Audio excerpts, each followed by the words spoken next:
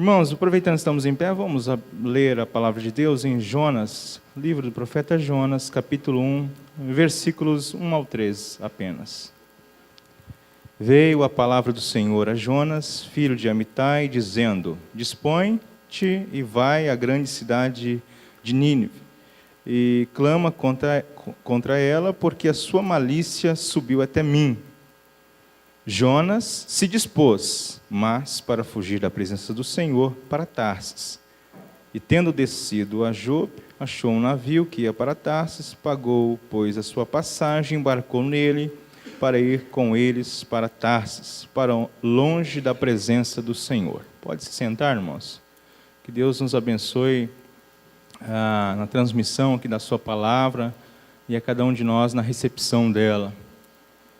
Como já foi avisado aos irmãos, se você não estava presente, o nosso querido pastor está pregando aos domingos, expositivamente em Marcos, o Evangelho de Marcos, numa perspectiva evangelística. Nosso alvo esse ano é trabalhar de forma exaustiva a questão missionária da igreja, a questão evangelística aqui na nossa igreja local. Nós tivemos uma série de estudos ao final do ano passado, e todas as terças-feiras, e quem esteve presente ao longo disso foi dito que nós estaríamos intensificando, e não apenas com teoria, não apenas com uma verbalização bíblica a respeito disso, mas também com a prática.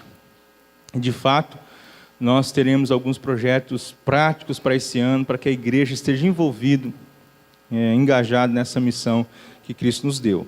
E foi avisado aos irmãos que, uma vez por mês, o pastor estará dando assistência à congregação lá no bairro Embratel. E nesse dia que ele estiver lá, nesse domingo, nós estaremos ouvindo as reflexões e falando a respeito do livro aqui de Jonas. Nós vamos aprender também com Jonas o que fazer e o que não fazer, enquanto missionários pertencentes ao reino de Deus. Essa história é muito rica e tem muito a nos ensinar, e espero que os irmãos sejam grandemente abençoados no decorrer da exposição desse pequeno livro aqui. São apenas 4 capítulos. Se você não leu ainda um livro todo da Bíblia, está em tempo, talvez seja uma oportunidade. 4 capítulos você lê numa sentada aí, uns minutinhos você termina de ler essa história. Mas nosso propósito é muito mais do que uma leitura superficial, uma investigação séria a respeito da história que é nos contada aqui. E desde já a gente tem que dizer para todos nós aqui, e deixar bem claro, se você talvez nunca reparou nisso, o personagem central não é o Jonas, não é a baleia, não é a grande cidade de Nínive, não é Deus. A gente sempre remete ao livro do profeta, lembrando do peixe. O livro do grande peixe lá. O peixe toma muito mais atenção do que o próprio Deus da história. É uma história que é contada de um profeta de Deus, mas que também tem grandes implicações na vida de Israel, porque é quase a encarnação de Israel na pessoa de Jonas. O Jonas aqui é um israelita, um nacionalista, ele é extremamente provinciano, ele está ali, ele gosta realmente da sua nação, a ponto de ficar furioso, decepcionado, e a gente vai ver isso no decorrer da história, quando Deus o chama para uma missão totalmente contrária à sua vontade. Então, o texto que nós temos em mão, se você estiver com a Bíblia aberta, começa dizendo que veio a palavra do Senhor. Como eu disse, o grande personagem do texto, da história, é o Senhor, é Deus. A história começa com Deus. A palavra que veio, quem tem a primazia aqui, quem tem o destaque inicial é Deus. É Deus que vai falar com Jonas, é Deus que vai trazer a sua ação poderosa, providenciando tempestade, peixe, conversão de uma grande cidade improvável aos nossos olhos ser convertida, e é Deus que vai terminar também a história. Se você for lá no último versículo do livro é Deus falando uma pergunta, é Deus perguntando. Ou seja, Deus começa falando e Deus termina falando. O Jonas é apenas um para exemplificar, poderia ser qualquer um de nós. E nós vamos ver também, no decorrer disso, que a gente tem essa mania de, parece que julgar o Jonas, falando, não, por que Jonas não foi lá e pregou? Era só pregar e fazer o que Deus manda. Mas veja bem, a história começa dizendo que a palavra veio a Jonas, e a palavra do Senhor vem com a ordem. A palavra tem uma ação na vida do profeta. O profeta que já em outro momento apareceu na história, se você tiver pelo menos um comentário bíblico aí na sua Bíblia, e qualquer outro comentário, você vai perceber e chegar à conclusão, né, com a ajuda dos estudiosos aí, que lá no livro 2 Reis, capítulo 14, 25, aparece o Jonas, o filho de Amitai, lá de Gat-Hefer. E ele foi um dos profetas, né, que profetizou no reinado de Jeroboão II. Isso nas datas de 786 a 746. Esse monarca, né, o Jeroboão, ele estendeu suas fronteiras do seu reino à custa da Síria. E aí diz, segundo a palavra do Senhor, o qual falara por intermédio do seu servo Jonas, filho de Amitai, o profeta, o qual era de Gat-Hefer.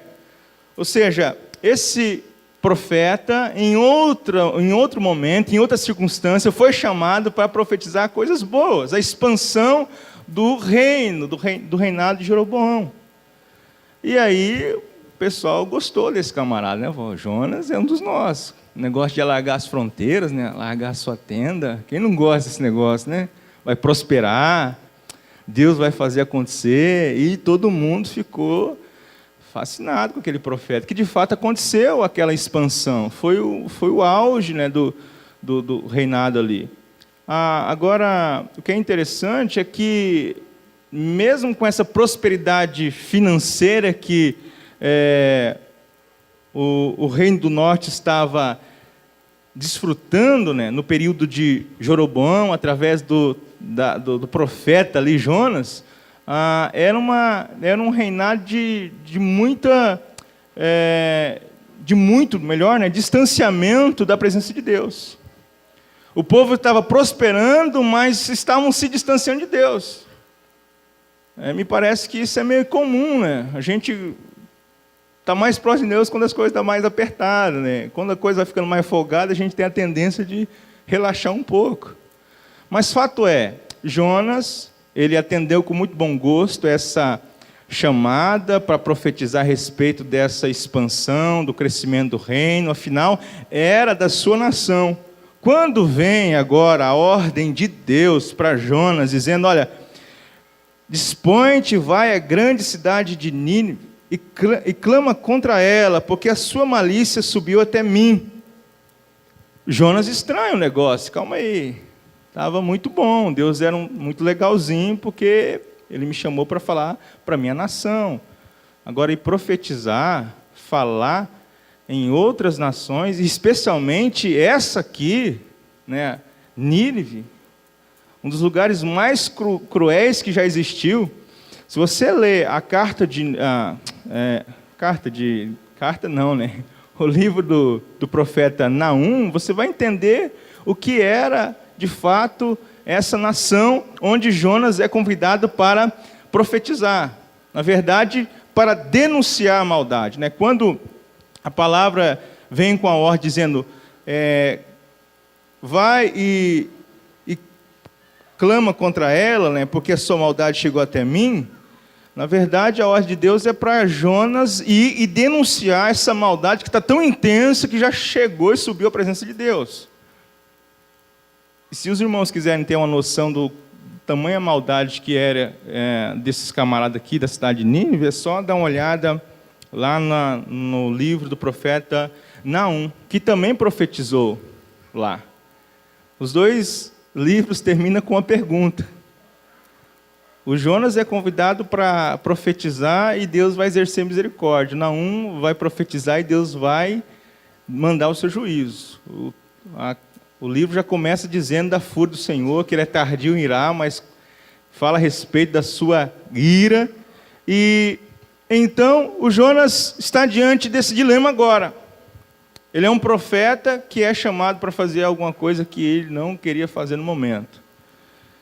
Porque ele sabe quem é essa nação, o qual ele é convidado. E, acima de tudo, o Jonas ele está meio que confuso. Porque, até então, os profetas ficavam sempre profetizando e falando para a nação de Israel. Em nenhum momento a gente vai ver Deus mandando algum profeta fazer missão fora de Israel. Não havia esse problema. E isso também não era um problema, porque não há nenhuma repreensão por parte de nenhum profeta dizendo: olha, povo de Israel, vocês estão sendo culpados de não ir para as outras nações. Pelo contrário, Israel foi chamado para ser luzeiro para as nações. É isso que a Bíblia nos revela, nos mostra. Israel deveria ser alguém que atraísse as demais as nações para a presença de Deus, para a glória de Deus. De fato, Israel não fez isso. Israel não cumpriu a sua missão.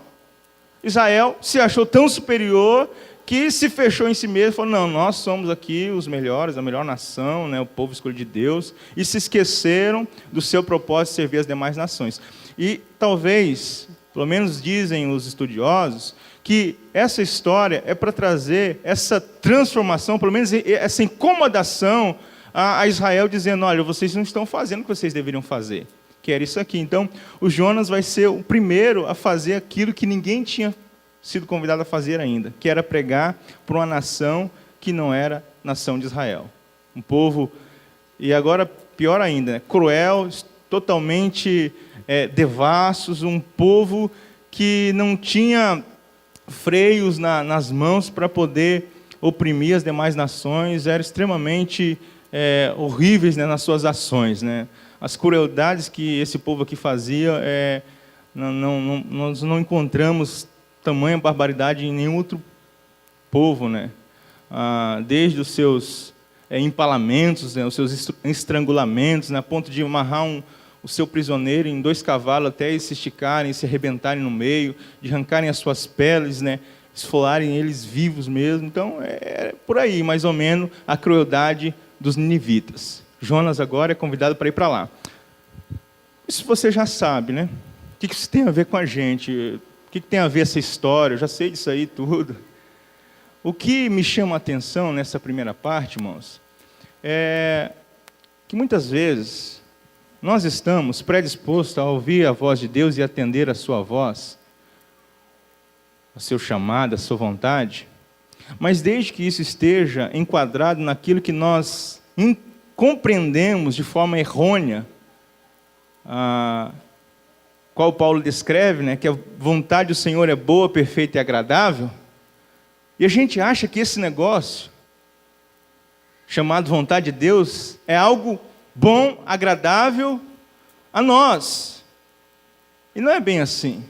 A vontade dele é perfeita, agradável, mas num padrão dele, que muitas vezes é algo incômodo para todos nós.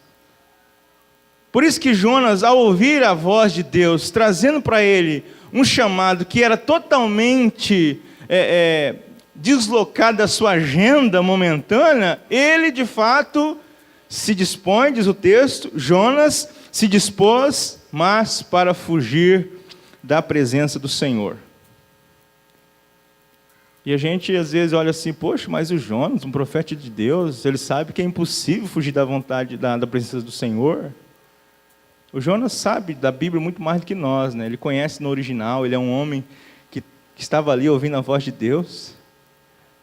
Só que o Jonas parece ter a ideia primária, né, de que Deus era Senhor somente ali do território de Israel. A partir do momento que você sai daquele lugar, né, tem aqueles irmãos, né, que dizem assim, que a mão de Deus está aqui, né? Você sai daqui, você já não está mais debaixo da mão de Deus. O Jonas tem essa ideia, que Deus está restrito a um lugar, a uma nação. Ele se esqueceu que Deus é Senhor de toda a terra, de todas as nações. Então, o que ele faz? Ele se dispôs para fugir da presença do Senhor, para Tarsis. Ele tinha que ir para a cidade de Nínive, a grande cidade, né? Ele pega um navio, mas em direção totalmente oposta. E aí a gente não tem um mapa, mas se você tiver uma Bíblia com um mapa, você vai ver que a distância é bem grande para o lugar para onde Jonas pretende ir. Cerca de 1 ano de viagem, dizem os historiadores, 3.500 quilômetros aproximadamente. O Jonas ele vai lá para o lugar mais distante que o pessoal conhecia naquela época, né? Chamado os confins da terra naquela época, lá no sul da Espanha, para você entender um pouco melhor. O Jonas acha que ele pode fugir da presença de Deus. O Jonas quer ir para um lugar que ele não vai ter a obrigação de alguma forma, atender isso que Deus está solicitando para ele. Porque então, o que ele vai dizer? Olha, Senhor, eu estou indisponível no momento. O que eu acho interessante é que o texto diz bem assim: tendo descido a Jope, achou um navio que ia para Tarsis, pagou, pois, a sua passagem, embarcou nele. Até então não tinha... Eu falava, mas por que está dizendo que ele pagou a passagem? Não precisa nem dizer que ele pagou a passagem. Para dizer que Jonas era um cara de bom caráter, pelo menos estava pagando a sua passagem. Mas aí, o que eu entendo aqui é que o texto está dizendo para nós, a história está dizendo o seguinte: Jonas investiu tudo que ele tinha, uma passagem, para um lugar distante, ele não ia ter mais condição de voltar, não teria dinheiro, estaria totalmente indisponível para a missão de Deus. O Jonas está tentando arrumar um jeito de fugir da vontade de Deus para a vida dele. E tudo porque a vontade de Deus não está de acordo com as suas vontades. Como eu disse, até o momento, Deus para Jonas era a melhor pessoa do mundo. Afinal, Deus chama Jonas para falar para o seu povo, para trazer prosperidade, para anunciar prosperidade. Agora, na cabeça de Jonas passa um monte de coisa. Qual que é a ideia de Deus? E pregar para uma nação que é os nossos piores inimigos. Para Jonas, o melhor que aconteça é que aquele povo lá se exploda, né? Que Deus mande mesmo a seu juízo, porque eles são muito maus e eu não quero ver a bondade de Deus sendo revelada para a vida deles. Jonas então faz isso que é descrito aqui. Tendo, pois, pegado um navio, foi lá, embarcou em direção, né, a Tarsis. Para ir para longe da presença do Senhor. Uma outra coisa que eu gostaria de dizer sobre isso, irmãos, é que Jonas, ele representa muito bem a cada um de nós, nesse sentido. Porque nós somos também muito bom para ouvir a vontade de Deus para as nossas vidas, quando Deus nos diz algo que é gostoso para a gente ouvir. Quando alguém chega para nós e diz, olha, Deus vai te abençoar, irmãos, tremendamente. Eu vejo a mão de Deus trazendo uma prosperidade para você. A gente recebe isso. Aí quando o irmão fala, não, eu vejo muita luta na sua vida, se prepare porque vai ser difícil esse ano, 2018 promete muita luta. Aí a gente já repreende, não, isso é a voz do inimigo, está repreendido. Mas tudo bem, a gente está falando agora num contexto missiológico.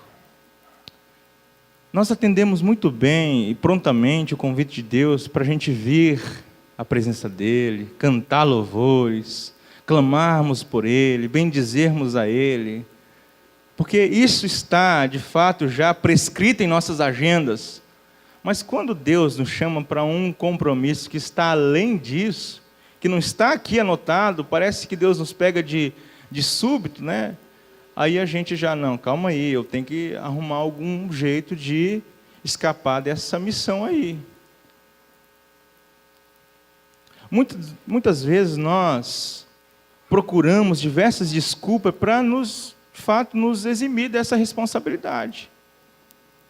Alguns conscientemente e até de forma descarada, se isolam ali, ficam meio que no escanteio. Mas tem uns de forma severa, que parece que confrontados com a realidade da vontade de Deus e não suportam isso. Quando Deus chama Jonas para falar para uma gente que Jonas não quer falar, Jonas entra em conflito. Talvez você possa pensar em Jonas e Jonas é um covarde, porque se fosse eu, será que nós? Pense bem hoje na sua vida. Pense uma pessoa mais chata que você conhece, uma pessoa que você não gosta nem de ver, que você evita passar perto, conversar. Imagine se Deus chegasse para você nessa noite, falasse com você e viesse a palavra dele dizendo: olha, vai lá, fala com aquele sujeito, prega para ele, leva um chocolatezinho, dá um abraço e um beijo no rosto nele. Enfim, faça as pazes e pregue meu amor através da sua vida. Será que nós iríamos ou nós fugiríamos também disso? Pegaríamos o primeiro busão que passasse, deixa eu ir longe daqui, eu tenho um trabalho bem longe, não vai dar para mim ir, Senhor, estou muito ocupado. A gente tem esse costume, a gente faz isso. O Jonas é igual a gente. E nós criticamos o Jonas. Nós achamos que Jonas é covarde, mas nós, muitas vezes, somos o quê, então? Omissos? Porque o Jonas, ele tem uma ideia de Deus. E esse é o nosso problema.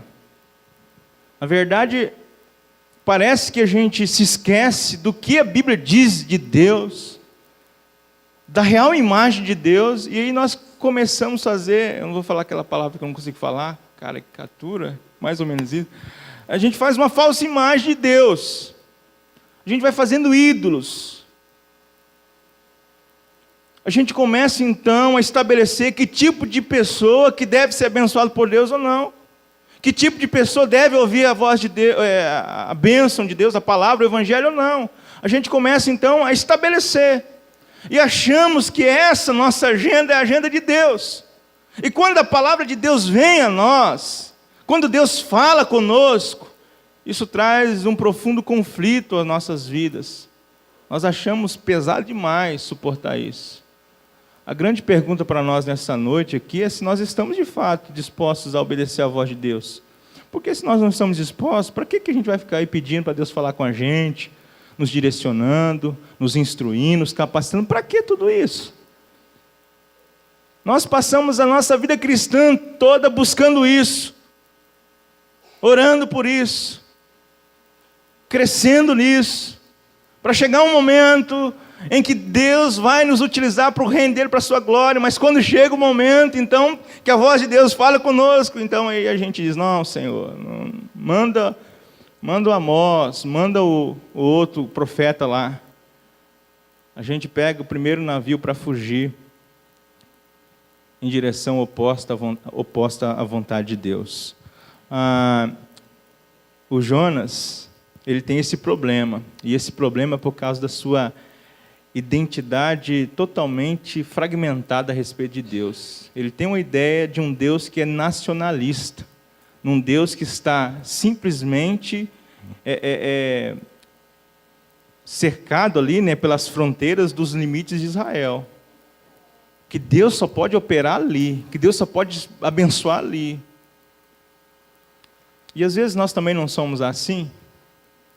Nós achamos, parece que Deus só pode fazer alguma coisa aqui. Em outro lugar não, porque lá as pessoas não são calvinistas, não são reformadas, não. É só aqui que Deus pode fazer. E a gente também estabelece que tipo de pessoa que Deus pode usar. Não, fulano, Deus pode até fazer alguma coisa através dele, mas do ciclano ali, eu duvido. Aquele irmão ali, a gente começa a julgar. A gente começa a achar que a história é sobre Jonas, mas é sobre Deus, que faz as coisas improváveis com as pessoas mais improváveis ainda. A história vai mostrar isso. O maior desafio missionário de todos os tempos, a grande cidade de Nínive, a pior de todas as nações que já existiram, um dos piores inimigos, os mais cruéis que o povo de Israel teve. E Deus pega esse sujeito chamado Jonas, um profeta, que deveria ser de fato alguém inclinado à vontade de Deus, mas está extremamente desgostoso com Deus, está revoltado com Deus, a ponto, e a história vai mostrar isso, a ponto de largar a sua vida. Ele sai da cidade e vai para longe, ele larga a sua família, larga seus parentes, ele larga a sua profissão, o que ele tinha na cidade, ele não está nem aí. Ele troca tudo isso por uma única coisa: fugir. da missão que Deus lhe deu. Agora pergunta para nós, irmãos, será que não é isso que nós também temos feito no decorrer da nossa vida? Só que a história de Jonas não nos dá muita esperança, porque vai mostrar que é impossível fugir da vontade de Deus. A gente vai ver no decorrer dessas pregações, das próximas, que é impossível. É impossível. Deus vai providenciar todos os meios para que Jonas, quando ele menos espera, vai estar lá fazendo aquilo que Deus mandou ele fazer. Ele vai fazer. Os próximos versículos vai mostrar isso para nós. Por enquanto a gente fica apenas com essa introdução, falando a respeito do seguinte. O Jonas, ele tem uma vida que vai declinando. Se você reparar, como diz assim o texto aí, o versículo 2, desponte vai para a cidade, para a grande cidade, ele não vai clamar contra ela, não vai denunciar a maldade dela. Aí, o que Jonas faz? Ele se dispôs a fugir. Mas quando ele dispôs a fugir, aí veja o que o texto começa dizendo. Tendo descido a Jope, achou um navio que ia para trás, pagou a passagem, embarcou para ir para Tarsis, né, para longe da presença do Senhor.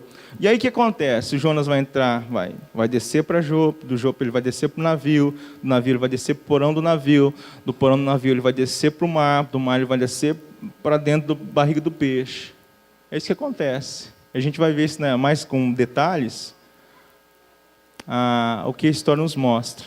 Que toda vez que a gente tenta fugir daquilo que Deus tem para nossas vidas, só existe um resultado disso, o nosso declínio.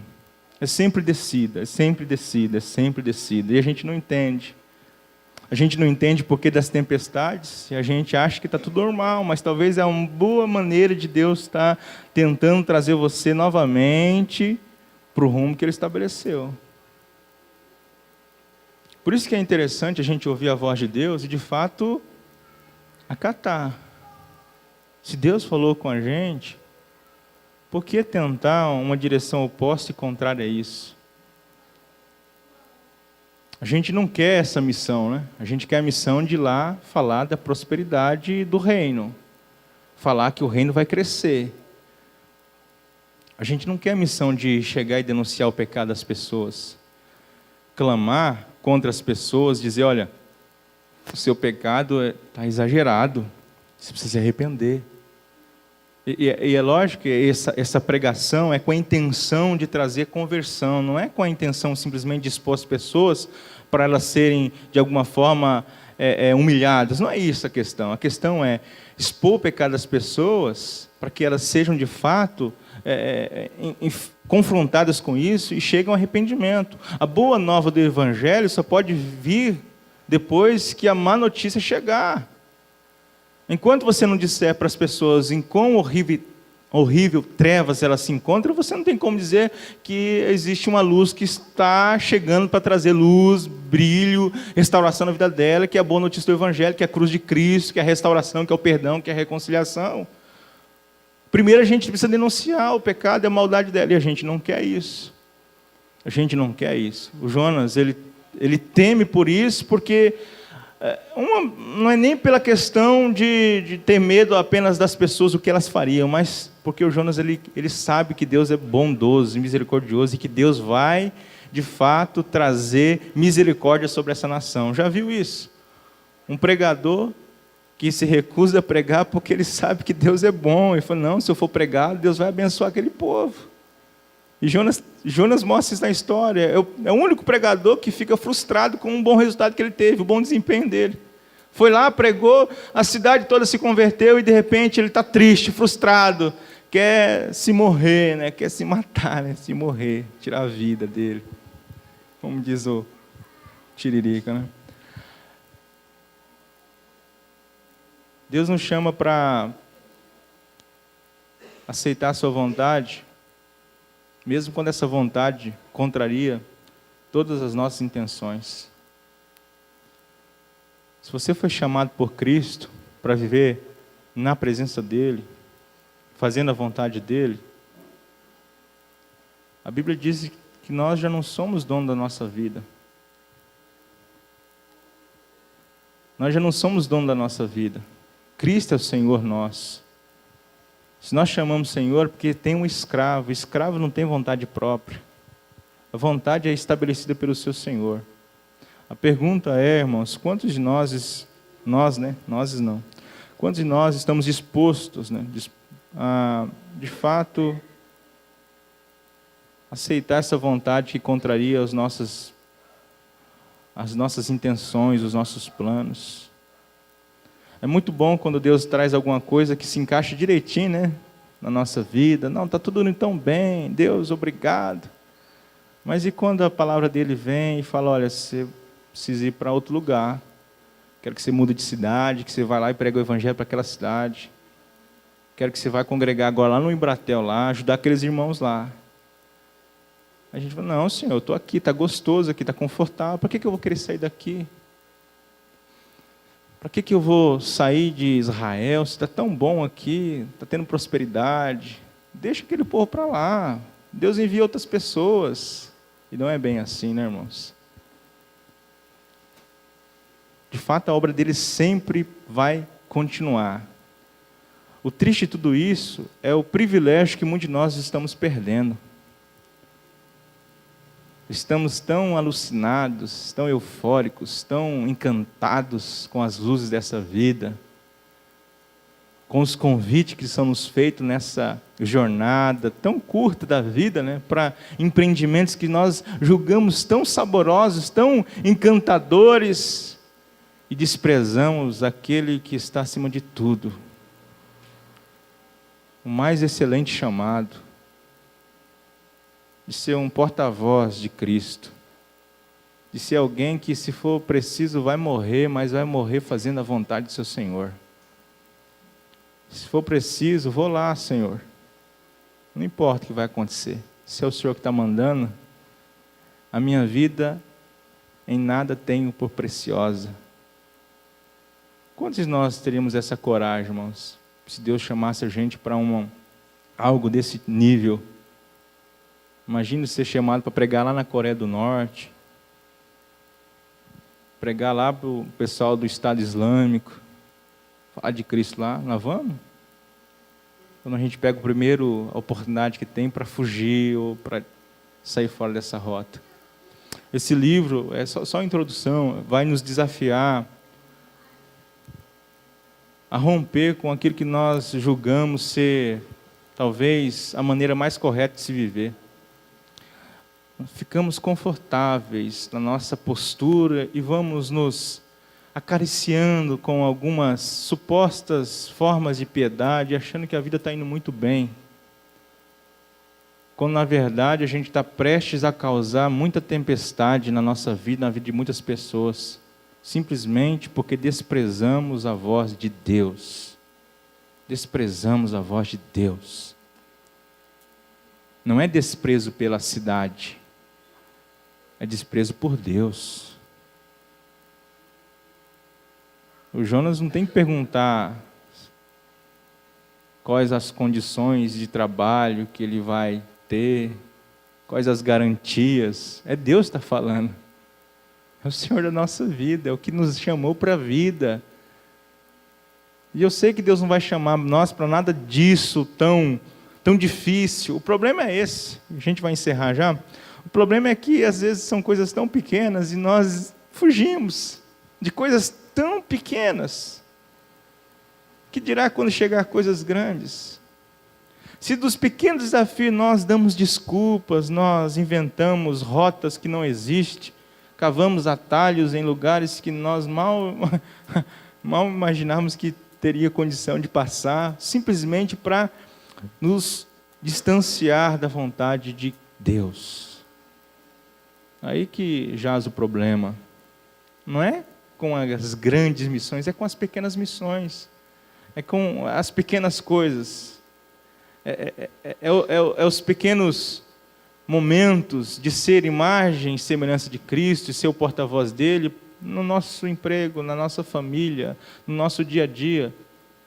É a missão que começa pequeno, porque é isso que o Evangelho diz, que Deus ele vai nos capacitando para viver, de fato, a coisas maiores.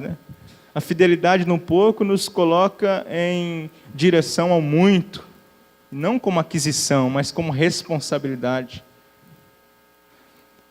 Esse é o Deus que Jonas está tentando fugir, tentou fugir, mas a história diz que Deus preparou tempestade, preparou peixe, para então dar uma nova oportunidade para Jonas. Esse é o Deus que se revelou na sua palavra, se revelou em Cristo, e que também nos chama para ouvir a sua voz, e não para fugir da sua voz. Que Deus possa nos abençoar em nome de Jesus, que durante esse ano isso seja algo de fato que venha te incomodar. Não, minha fala aqui, irmãos, eu só vou narrar a história e tentar tirar algumas lições com vocês, talvez relembrar aquilo que vocês já sabem. Então, não é nada de extraordinário que eu vinha falar aqui, mas é a palavra de Deus, o que ela tem para nos ensinar, é a própria ação do Espírito Santo na sua consciência, trazendo a você essa exortação tão necessária. Que Deus possa trazer santo incômodo em nossas vidas, que esse ano seja um ano de desistência, de fuga da vontade de Deus. Que seja um ano para a gente chegar diante de Deus e dizer: Deus, chega de fugir. Eu estou aqui para fazer a tua vontade. Eu estou aqui para, se preciso for, ir para Nínive, se for necessário, mas não quero fugir da tua vontade. Vamos orar ao Senhor nesse momento?